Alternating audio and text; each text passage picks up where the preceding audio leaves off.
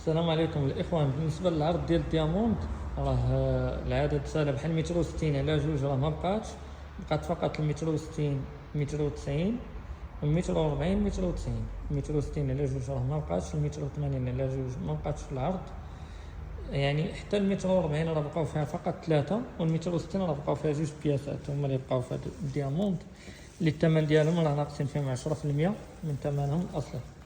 بحال مثلا 140 190 دايره 3100، راه ناقصين فيها 10%، كتبقى ب 2790.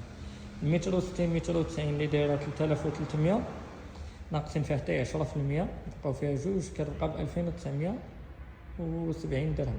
2970.